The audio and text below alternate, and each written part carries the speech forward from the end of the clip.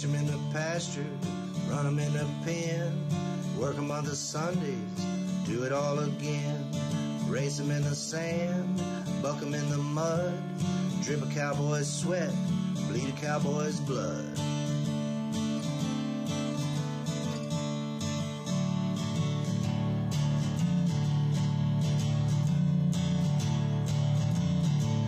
I'm Zeke Thurston, 2016 World Champion Saddlebrock Rider, and you're watching The Peppered Stewart Show. Oh, no. You did it again. You're here. I don't know why you are, but you are, and that's good for you. Not for me, because now I'm here. Let's see what's happening today. We got a lot of good stuff coming to you. We've got some studio guests. We've got some Zoom guests. And we're going to talk about a lot of stuff. Cow stuff, we got some stuff for you. They're going to do a little shock collars on cows somehow.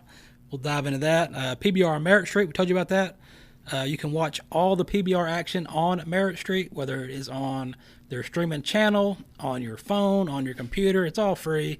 Download the app to Merritt Street and watch all your PBR action there. Cody Johnson's got a roping coming up in October. We're going to tell you some info on that. I am not a national anthem singer, and some shouldn't be. We'll talk about that too. Some good entertainment news for you and a couple of good trailers. Some movies are coming out on Netflix that we want you to see. But before we get into that stuff, we've got a good organization that happened to be here in studio that we're going to talk about from Project Unbroken, and we're going to visit with Trina. Hi, I'm Trina Roffino, and I'm here to share something deeply personal with you. In 2018, I lost my husband to suicide. It shattered our family and sent us into a spiral of desperation and grief. In the wake of that tragedy, I uncovered a shocking truth. Every year, over 30,000 American children lose a parent to suicide. And tragically, they are 3 times more likely to die by suicide themselves. That's why I founded Project Unbroken. We're a nonprofit dedicated to supporting the survivors of suicide loss with vital resources: financial, emotional, and spiritual. Picture a mother trying so hard to take care of her children and help them heal, yet they're financially trapped in the very home where their father took his life.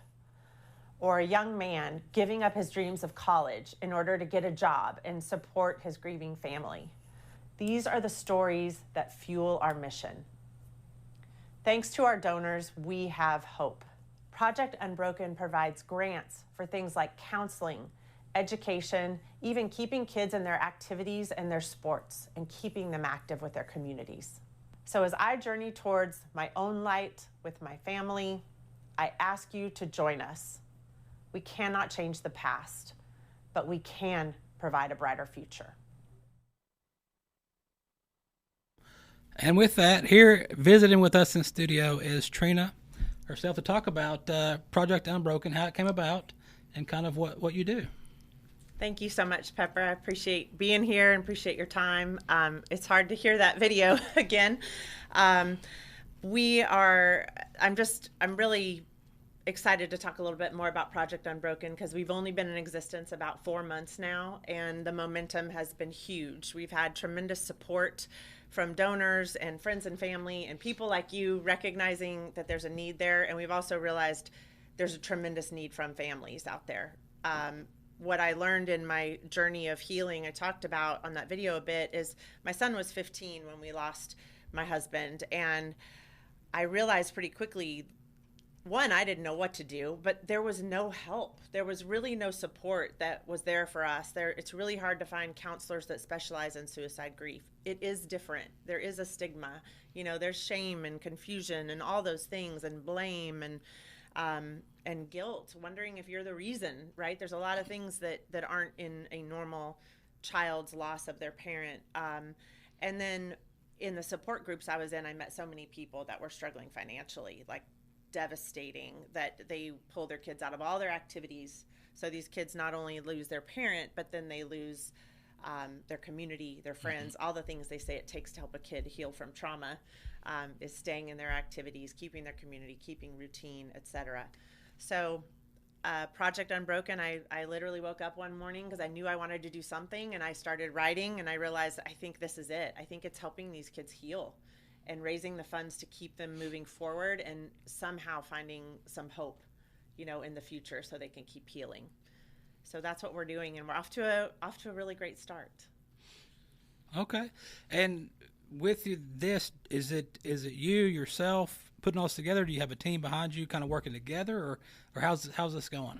I have a board of 6 people that are absolutely incredible. We're still looking to add to our board, but we are literally just starting.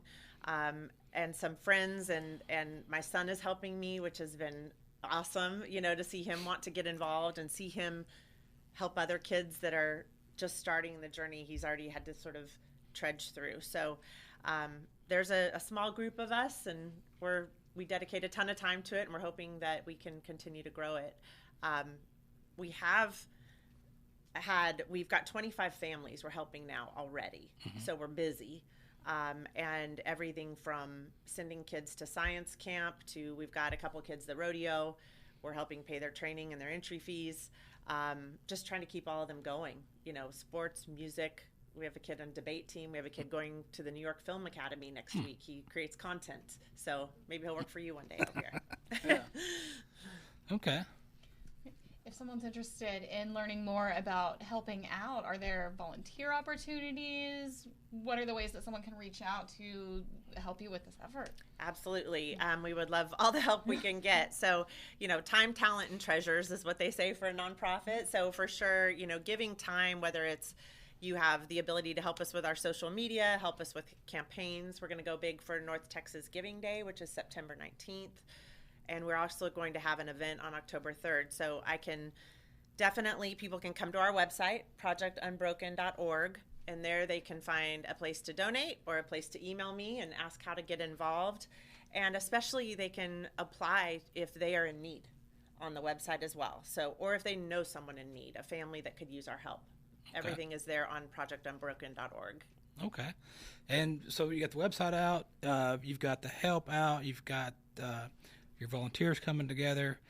As far as what a lot of people don't understand about different organizations like this is the donation, the volunteer help is a huge thing in a lot of these organizations. Absolutely. We are a 501c3, so every donation is fully tax deductible. We give 100% of our donations to the kids. 100%. Everything else I'm funding myself as far as operationally infrastructure. I want everything to go back to these families. So any help we can get, or even in-kind donations. We had a football camp from a great quarterback here in Dallas that donated some spots for his football camp, which was so cool. And so anything in kind also just helps us save those dollars and put them towards something else. And even just sharing our information is what's so important because we're new. So we are on Facebook and Instagram and LinkedIn. So sharing our message with others will help us grow significantly. Okay. All right. And you got anything else in particular you want to throw out of here before we move down the road? I just want to tell you how much I appreciate being here because my husband was a ranch manager. There is definitely a higher rate of mental health challenges and suicide in the agricultural industry. Mm-hmm. So I was with some first responders today. Obviously, first responders, military are a high rate. The CDC says that agriculture careers are 2 times as likely. And there's a lot of reasons, obviously, the stress and anxiety of the job, right? Right. But also the inability for people to want to speak out or ask for help. So I always tell people that the strongest person I know is the one who raises their hand for help, and I wish more would do that because we can all help each other in this way. So I just thank you for wanting to showcase this to your audience. It's super important, and I hope that we can talk more down the line on the success of some of these kids we're helping. Okay, we can do that, and that is that's Trina with projectunbroken.org.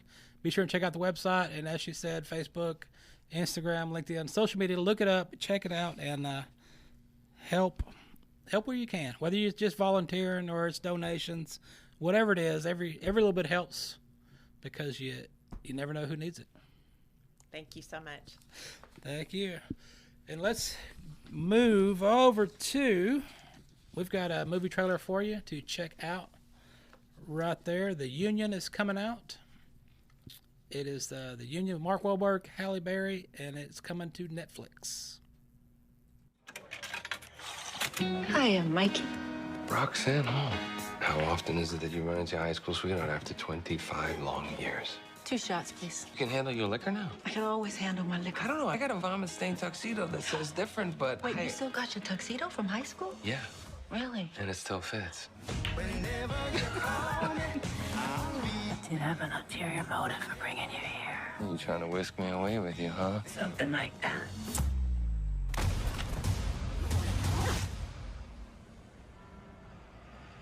Welcome to London, Mikey. Rox, what the hell? Where did Jersey go? Hell of a wake-up call, huh, Mike? I'm Roxanne's boss. You drive. Somebody needs to tell me what the hell is going on. Whoa, shit! First time in London, Mike? His first time out of the tri-state area. 2 nights ago, a list containing the identities of every U.S. spy was stolen. And to get it back, we need someone who is not on that list. We need a nobody. A nobody I can trust. So, what, you guys like the FBI or something? We work for the Union. We're looking for street smarts over book smarts. Ow. Reflex bad. And we get shit done. What he said. Go! Reflex. Still bad. Stop! Huh? Okay, here we go. All right, yeah, he's dead.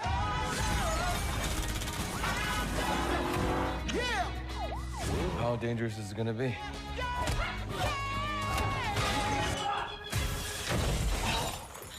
Piece of cake. I mean, you know, unless it isn't.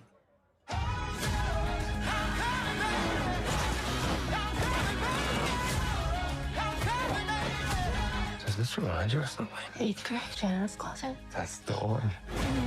Mike! Get back in the car, Mike! I'm glad it's you and me. And I'm really glad I walked back into that bar. You're welcome! You're welcome. Roxanne Hall? Ma, how do you know that? I always liked her for you. What is she up to? Should have seen her in high school.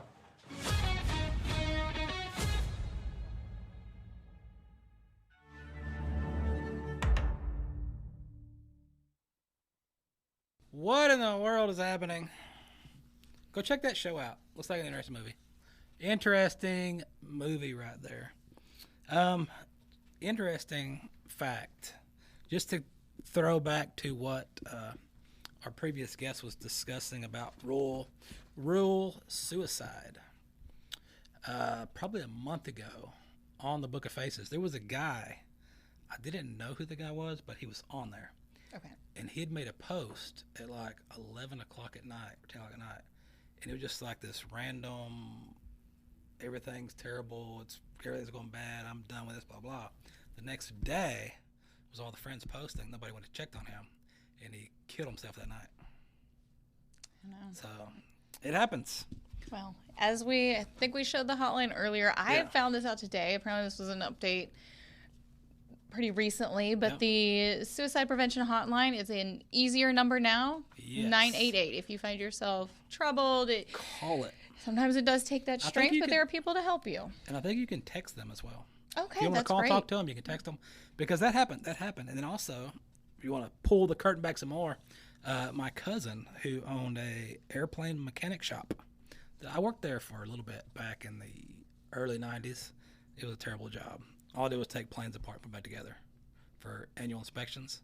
It's the boringest job ever. You took it apart, put it together, took it apart. Well, anyway, you never know what people are going through in their life. You never know what's happening with them. And there was one day that he got to the point where he was done with it, and they found him the next day with a generator in his bedroom. Mm-hmm. So you never know. So if somebody's out there and you got thoughts or you're thinking things aren't going right, or you just want to talk to somebody but you don't want to talk to somebody you know because you don't want to be embarrassed or feel weird talking to somebody that you know personally about things, that's what the hotline's for. Yes, I think that is an excellent point, that you don't have to worry about it's anonymous. The awkwardness of reaching out to someone you know, because that is anonymous, and that is why they're there. Yes. So look into that. Also, we're going to look into some tunes. We've got a song. We're going to play a little song here for you. See if you can recognize it. And when we come back, we are going to talk to the person behind the music.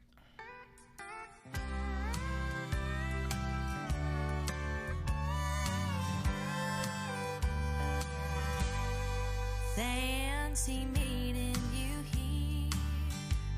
What are the chances? Our stories are almost the same. Shattered romances. Have you ever been here before? How long does this last? If you hold me, I'll hold you until the hurt has passed. Broken heart to broken heart. Oh, I sure could use your arms to hold me till I'm strong enough to stand alone again, face to face and hand in hand. Oh, together we understand it's okay to fall apart. Broken heart to broken heart.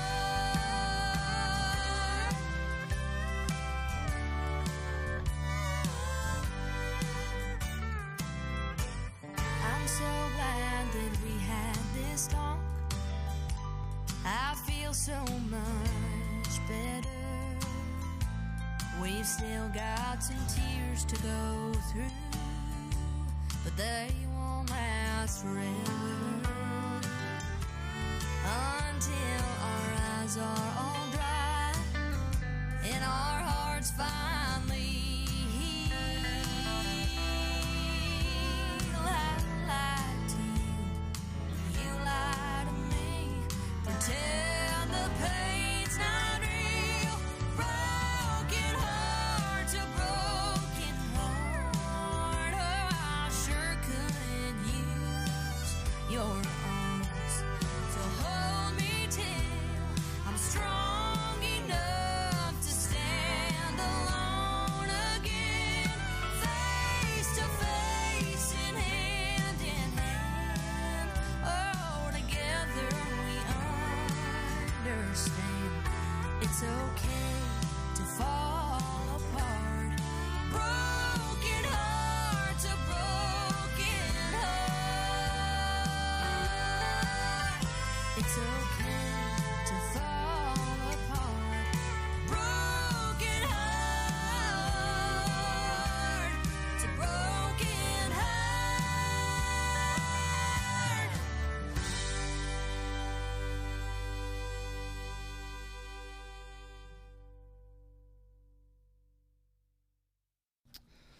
Hope you enjoyed that tune right there. It's a good one right there.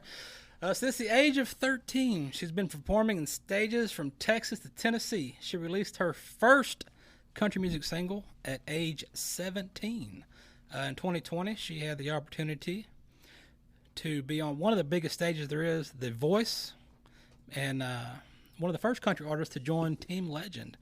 She finished top 9 semifinalists out of 44,000 competitors. She's also an award-winning artist. 2022, the Josie Music Awards Stage Fashion Trailblazer Award nominee. 2020-21 ambassador for the Texas Country Music Hall of Fame. 2020 nominee and the 2021 winner of the Texas Country Music Awards Young Artist of the Year. She also won the 2021 Texas Country Showdown. That is singer-songwriter from Oklahoma, Bailey Ray. Hi! What is happening? What is going on? Oh, I'm so excited to be here. Thank you for having me. Oh, we're just here listening to some tunes. There we go. There we go. I absolutely love that song, Broken Heart to Broken Heart. And I think you really do feel the vibe of a lot of your influence with like the Merle Haggard and Loretta Lynn type feel into it. I love it. Absolutely. Thank you. Traditional country's always been super important to me. And so to be able to put that into my songs today is something super special. I love that style, and I think your voice just flows so beautifully right into it. I fell down to a YouTube rabbit hole yesterday, kind of clicking from link to link to link, and some of it were little short clips of maybe some Merle Haggard song covers that you were doing, and it just fits so well. I loved it so much. I appreciate that. Those videos, I call them my YouTube archive. I kind of have to go through every once in a while and weed them all out because there's some old videos up there. I'm 13 years old playing my guitar, and so I have to be careful whenever people are like, "Oh, we saw you on YouTube," and I was like, "Oh, which one?" Oh no, yeah. So speaking of 13, throwing videos out at 13. So before 13, were you singing and doing stuff before that, or at that point you was like, "This is what I'm going to do"? Yeah, absolutely. So I grew up singing in church, just like anyone, most singers do. I grew up singing in church with my mama, and I was actually a competitive clogger at age 4. So I kind of got my feel for the stage, 4 years old. I loved to clog. I loved to be on stage. I loved the lights. I loved all the attention being on me. And so I actually started on the stage at 4, started singing with my mom about 7, and then I ended up at a vocal studio and I just kind of fell in love with it there. I loved, learning everything that I could about being a vocalist and being a guitar player. And it was just really good for me then. I was 13 years old, just started a gig, posting videos on the internet, just wanting to sing country music. It worked out. Yeah, I hope so. But I haven't, at age 13, like I said, started doing it, but I really was just kind of doing it for fun. It was kind of after The Voice that I was like, okay, I should probably buckle down and do this for real if I want to have a career. So on your travels, how busy and how far wide are you going now? How far are you traveling? Yeah, it's been pretty good the last few years. I've gotten to see a lot of cool places, but this year, just in the next few weeks, I'll be in East Texas, and then I'm going out for Cheyenne Frontier Days. And then I'll be in Nebraska, and then I will be in France. I'm actually doing a rodeo out in France. And I would love to tell you the town name. I would butcher it real bad. I don't speak a lick of French, so I know it's about 5 hours outside of Paris. And so we're doing a rodeo out there, and it'll be a good time, but this will be our first time playing out of the country, so it'll be fun. Okay. And what about singing at some baseball games? You done a little bit of that? Absolutely, yeah. I actually do that next Wednesday. I sing for the Rangers game. I've done that a few times in the past, and it's always a good time. The national anthem is one of my favorite things to do, but it's also, really nerve-wracking, and it's definitely a challenge for sure. Yeah, we noticed that on the internet. Yeah. Yes, absolutely. There is a lot of good energy there, though, and with the crowd going. I was going to ask, when you were talking about the different areas that you've performed, is there a dream venue that you have not had a chance to sing at or perform at yet that you would love to be? Absolutely. There's always, if you ask any country music artist, they're going to say either two things, Grand Ole Opry in Nashville, Tennessee, or they're going to say Billy Bob's in Fort Worth, Texas. And those are pretty big ones for me. But there's just some venues that I have on my bucket list, and they're like country music venues that love country music. They love honky tonks. But I think Billy Bob's is probably number one for me, just as, a country music singer. That'll probably be my number one on my bucket list. And then, of course, Grand Ole Opry is dreams and eons away. So, it's one of those things I hope to one day be there. But that's probably tied for first with Billy Bob's for me. I hope we see you there soon, I'm sure. I know, me too. You've on some of your collaborations, who's some of the folks you've got to work with, do a little collaborations with that were really good to work with? Absolutely. I've gotten to work with a lot of cool people, and when I got off The Voice, I was kind of at a point in my career where I was like, okay, I was just on a national television show. I have no idea what's next for me. Um, my family growing up, my mama sang a little bit, and she was a radio DJ, and my dad is a saddle rock rider. He don't know nothing about music.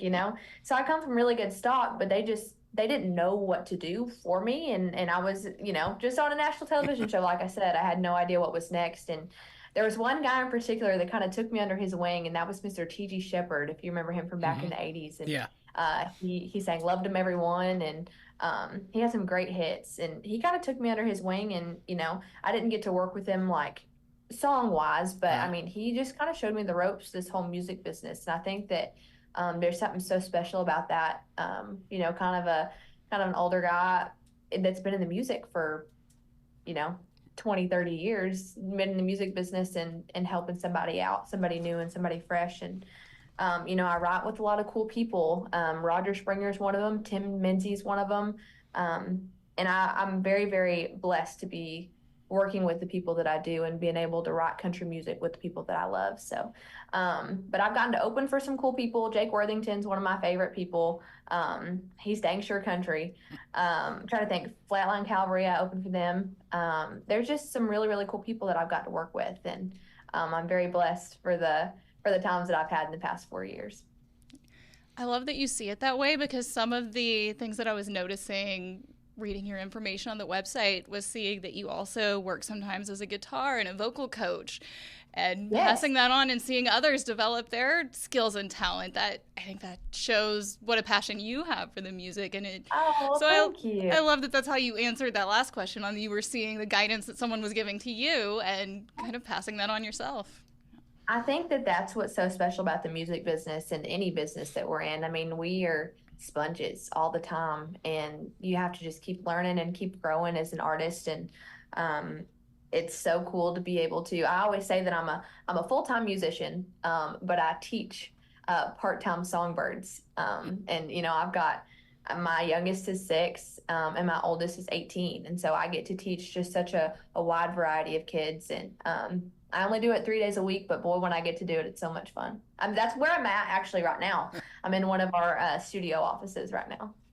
I was going to ask if it was children or children and adults. I'm like, oh, you're just too far for me to go to. We have all ages, but we actually, my oldest is 18, so. All right. So as far as your music, where you're going to be for the folks that are looking to catch you at your next event, or to look your music up, where is the best place to send them? I always say you can follow me anywhere but home. I saw somebody say that in an interview, and I was like, it cracked me up. So I've been saying it ever since. But you can follow me anywhere but home. I have Facebook, Instagram, Twitter, all that good stuff at Bailey Ray Music. I have a website at baileyRayMusic.com. That's where you can buy merch. You can see my whole my whole schedule and see where I'm going to be at next. And I have Spotify and Apple Music, and really anywhere you get your music from, you can find me at Bailey Ray Music. But if you're just searching me on Spotify and all that stuff, it's Bailey Ray. But that's me. All right. Well, we appreciate it, Bailey Ray, for you visiting with us and telling us a little bit about what you're up to and your music and stuff. And we wish you good luck down the road and crossing the pond to France. Absolutely. I'm kind of worried about that. I don't speak a lick of French, so I'm trusting my phone for the whole thing. Uh-oh. Translator. I know, that's what I'm thinking. All right. Well, thank you. We'll see you down the road. All right. Sounds good. Thanks. Bailey Ray. Singer, songwriter extraordinaire. Yes. From Oklahoma. Yep. Performance in Kilgore this weekend, and I forget the date, but I know the next time back in Texas is in Arkansas Pass, I think at the mid to late August, sometime in August. Check out Everywhere But Home, or Facebook. Yeah. Yes. You follow her everywhere. I love that. Follow Everywhere But Home. Everywhere but there. What is happening? Let's see. You started to what I do now. Talk about national anthem performances. Well, I think she sang the national anthem for the World Series when the Rangers played. Oh, okay. So that's where I was going with that, to see if she's going to talk about that. But the national anthem, as she said, it's a hard song to sing, but I'm sure she sang it great. if I was to sing it, it would sound like Ingrid sang it at the Home Run Derby. And, I do feel bad for her because she's getting so much attention right now. Well, is it? Okay. They say all publicity is good publicity. So you got to think. Had she sang the song great, nobody would know who she was. You screw the song up, everybody's looking you up. They're on your website. They're looking up your music. They're checking your stuff out. So could it have been a big publicity stunt, or did it just happen that way? You remember you asked me earlier what country I live in? Where am I living? I live under a rock. So explain to somebody who doesn't know what is going on right now. Google Ingrid Andress Home Run Derby drunkaf.com. And we can acknowledge it is a very difficult song to sing. Yes. You've got to make sure you start low or you're never going to get there later in the song. It is tough, Yes. but yeah, and I like that at least the crowd at some point tries to join in and help sing in, but that only lasts for maybe a line or two before they kind of drop. I wish they had helped step it up. When they were talking about it, as everybody was talking about it, I didn't know the name, and I know people think it's weird. I don't listen to music very much or at all. I don't listen to music. You only listen to the Pepper Stewart Show. I don't even listen to that. That's the dumbest show ever. Don't ever listen to that crap.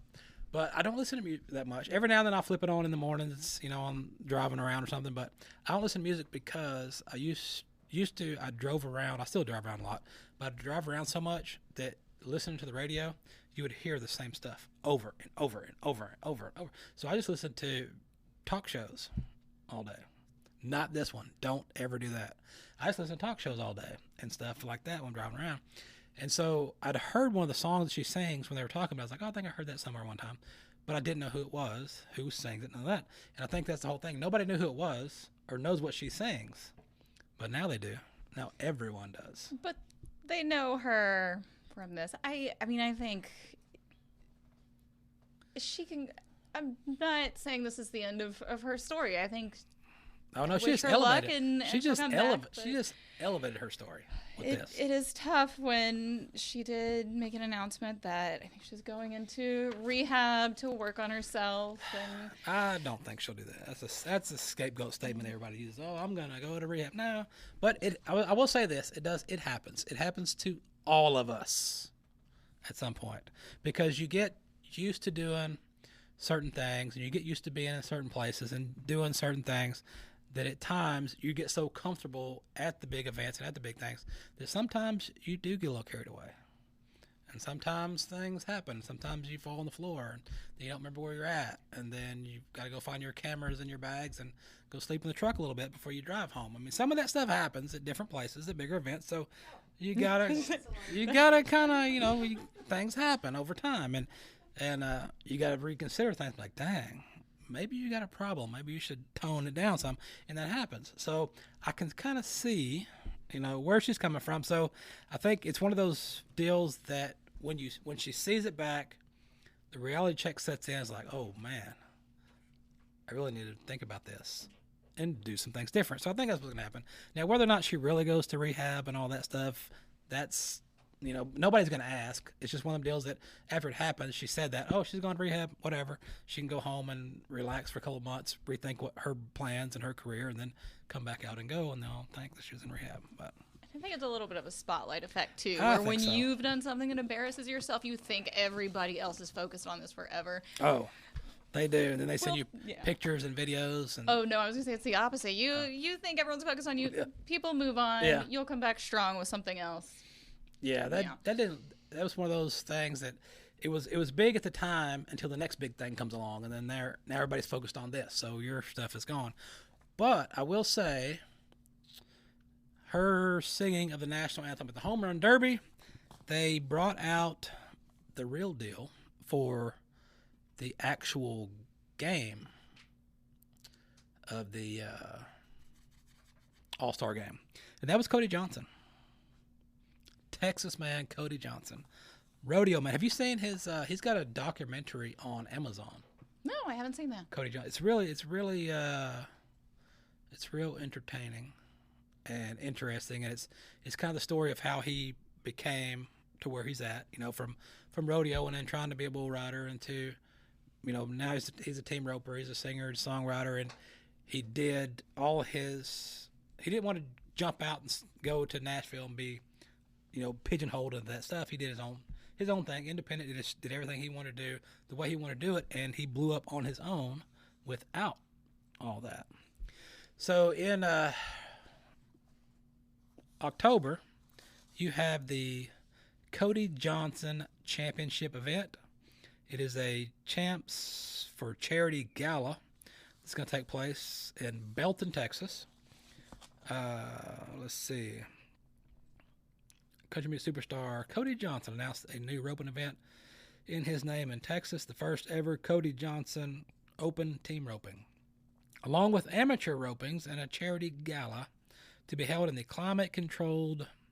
Well, you don't need a climate-controlled arena in Texas in October. It's already cold. Let's see. Roping. This is what Cody said. Roping is what I do to get away from the smoke and the lights.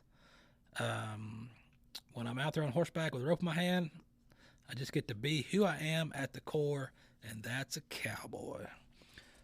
He said that. After they're also going to have a golf tournament. Also, they'll be playing some golf. I will not be there.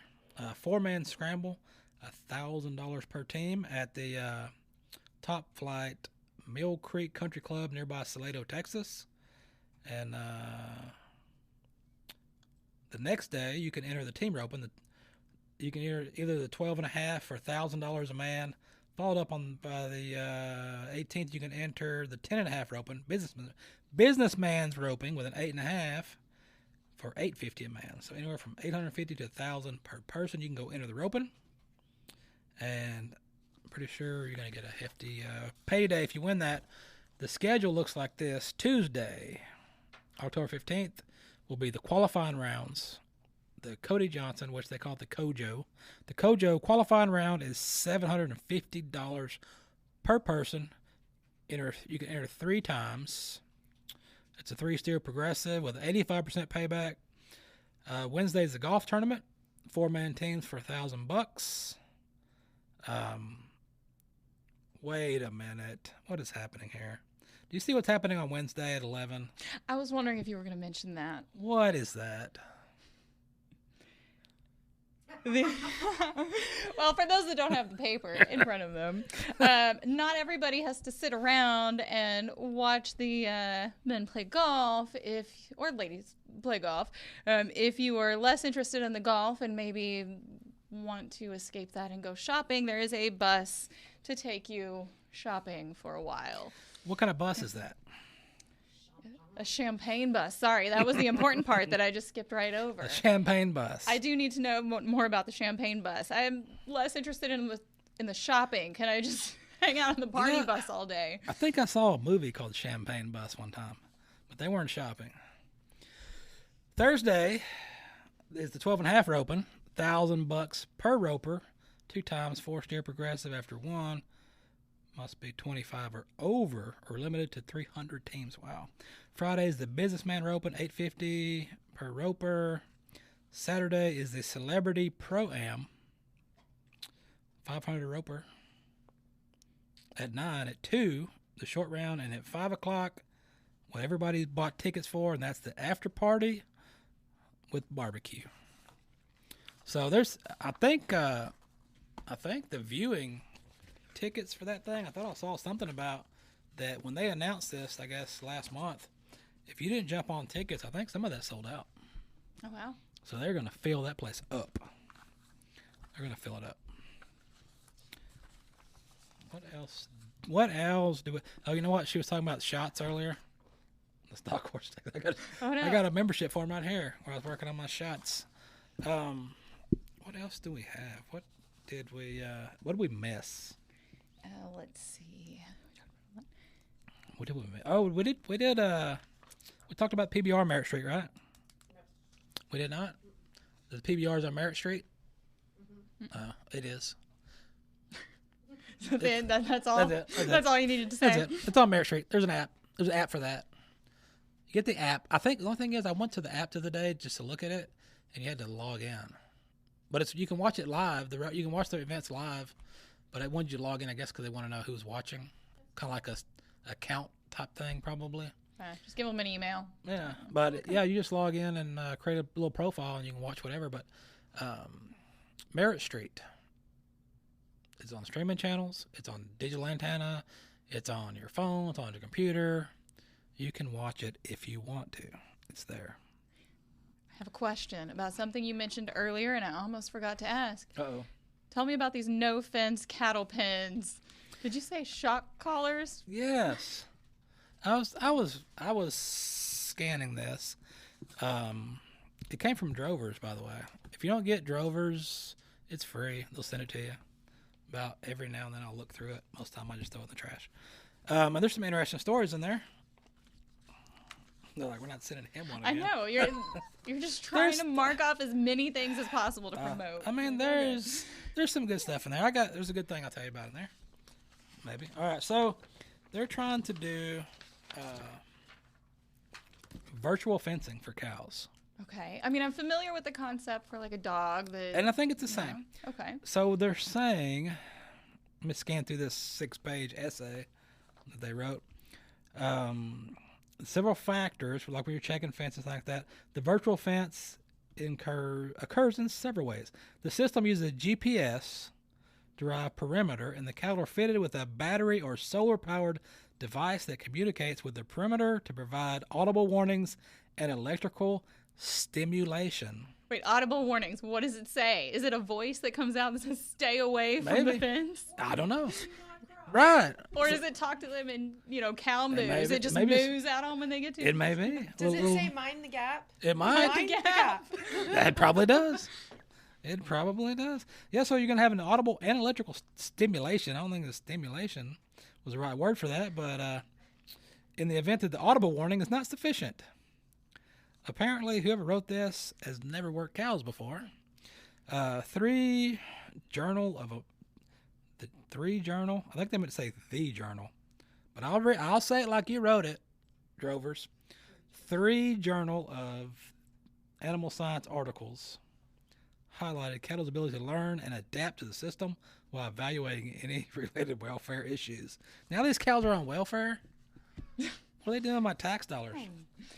What if it's a really stubborn cow and it doesn't care that it's being shocked? It just wants to go. My cows are on welfare. They just sit out there and eat all day and do nothing. So what I'm gathering from this, it's like the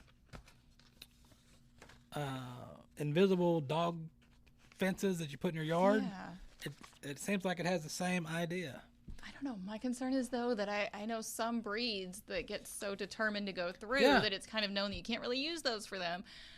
I mean, I could see some of the cattle just continuing on anyway, just ignoring the fact that it's this alarm going off.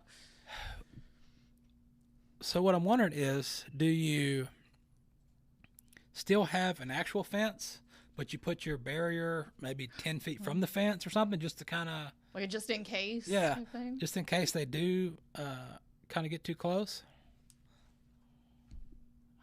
I don't know. I need to call that guy and ask him. Speaking of Drovers, the magazine you can get, and they will send you a digital copy or a hard copy. I don't like getting the digital copies because I don't read them.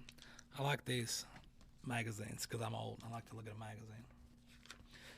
What I found something today while I was scanning here. And did you know Jeff Bezos? You know who that guy is? Heard of him. What does he do? Amazon guy, right? Oh, Amazon. Yeah. I buy stuff on Amazon. Oh, it does say right here, Amazon founder Jeff Bezos. Yes. Imagine that. Got one right. Sometimes I get questions that I feel like it's so easy that I'm missing something, and I'm going to be so confidently wrong. I'm glad I got it right. Okay. Maybe Amazon founder Jeff Bezos. Maybe I should have read the first line of the story. Maybe I should read this. Jeff Bezos donates $30 million, to develop fake meat. I thought that was already a thing. Isn't there already an industry for that? I don't know. What is his deal? I don't know. If you want meat, go eat meat. I don't understand why you need fake meat. Amazon founder Jeff Bezos' charity, now it's a charity, so you can write it off. That's the tax loopholes that everyone needs to know about. There's a lot of loopholes in taxes you can use to your benefit. You just got to know them. Multi-million-dollar research facility in North Carolina for manufacturing fake meat products, both plant and cell-based proteins. Bezos Earth Fund awarded the university $30 million over 5 years to create the Bezos Center for Sustainable Proteins. That's what it was. He wanted his name on something else besides Amazon, so they don't call it Bezos. They call it Amazon. The center will become a bio-manufacturing hub for dietary proteins that are environmentally friendly and healthy, accessible, and affordable. They have that. It's called cows. I mean, how much healthier can you get? I'm sorry, my mind is still spaced off because now I'm still thinking about the cow that gets through the fence and is now wandering down the side of the highway with the shock collar with some sort of blaring alarm going on. Yeah, car alarm. Just, as it just sauntering down the road. Maybe that's what Jeff's trying to do. He's trying to save cows from car alarms around their neck. And getting the... Oh, speaking... I don't remember. Never mind. I'll save that for another story. So yeah, they're gonna do alternative. What do you need alternative proteins for? That's what I don't understand. I don't get it. I mean, why do you need fake meat? You got meat. It's there. They're like, we need plant-based proteins. What do cows eat? Cows eat plants. They make plant-based proteins. Is that your argument for a cow as a plant-based protein? You just solved your own problem right there. And I don't understand why they want to make, because if you looked, I looked at it one time. I got real close to going to try one of those weirdo Impossible Burger things. Okay. I was like, I just want to see what it is, which they did trick me one time in England and gave me one of those weird things, and it was terrible. But I almost got one time. And I was like, well, I want to see what's in it. So I went on the website to look up the ingredients, what was in there. And I was like, what is this? It's like 30 chemicals, just random stuff. And I'm like, why? I don't know if I've had one. I mean, I've had, like there's stuff with black beans and other ways to make it, but I don't know if I've had an Impossible Burger. Yeah, I'll pass on that. Y'all are scaring me. I'm eating spaghetti tonight, and we bought Impossible meatballs for the first time ever. So. Oh no, I'm saying I haven't had it, so I don't know. Look that up. Look up the ingredients to Impossible meat. It doesn't say anything about cows. He's scaring me. Well, it wouldn't because. Is it what's that one movie where they would feed the people the crackers that were made out of humans? Human Centipede? Ew, no. I was thinking Soylent Green. Soylent Green is made out of people. Soylent Green. Soylent Green. Did you miss his? I don't know if you were in the room for it or not. Did you miss his argument that cows are a plant-based protein? That's my favorite part. It's already a plant-based protein. What do you need? Beef. So now, what is happening is there is legislation, which that's all we need, right? Restriction the sale of lab-grown meats. Which, why would you call it lab-grown meats if it's not meat? So they did a poll. They did a poll because now that we're doing voting, apparently, they're doing polls. So they did a poll to see responses of who is willing to include lab-grown meat in their diet. And nearly 50% of everyone said no. That's dumb. I mean, I wouldn't say that I would exclude it because it's lab grown. Like it's kind of saying, oh, what about this other vegetable? Would you try that? Right. I mean, I haven't had it. I can't say yes or no, but once I tried it, then I could say. But yeah, so I'm like, what are you eating? What? I don't know. It's crazy. It's crazy to me why you'd want that. But I mean, there's some people's kids. What else did we did the home run derby singing? I didn't sing it, by the way. Oh, funny thing. I did grow up singing in church very terribly. There's a picture of that from one time. And it was dumb. They used to make us go with my grandma, and they'd drag me up there and make us sing random songs. It was weird. I was probably 6 or 7, so it was okay. Is there a home video somewhere? No. Little Pepper Stewart with a hat. Like all the other kids are dressed normal. You got the glasses and hat and same shirt as but now. there is a video on YouTube of an interview I did, like the first interview ever. I was probably 9 or 10 years old, interviewing my brother about some weird random stuff, and it was terrible. Speaking of terrible, we didn't have time to dive into people getting shot on TV sets. I do want to talk about that. Maybe next time I'll discuss that. We do want to get to that because we're running up on the clock, they say. But The Perfect Couple, what do you know about The Perfect Couple? Oh, is there a couple that you have in mind? Netflix said there was. They said they were perfect, but I don't know how that. What scale are they judging this from? Do you know? You don't know? No, I don't know. She doesn't know. Tell me about it. September 5th, you will find out. The Perfect Life has the most to hide. And we'll find out about that right now. Unconditional love. To stay married 29 years. Well, that and a healthy sex life, I think that's really important. You're just too good to be true. Can't take my eyes off you. Welcome. You'd be like heaven to touch. Happy wedding eve. I wanna hold you so much. At long last, love has arrived. The key to this family is to just stay on the periphery. You're just too good to be true. Where it's safe. Can't take my eyes off you. Is there something that you want to tell me? It all feels a little traumatic for an accidental drowning. Why do you ask people to sign NDAs? Pardon? They're rich. Kill someone and get away with it, Rich.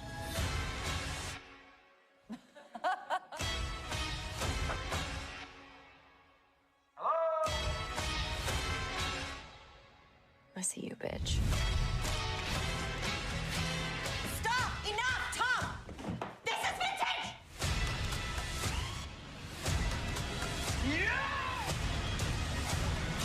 Am I under arrest, or can I go get something to eat?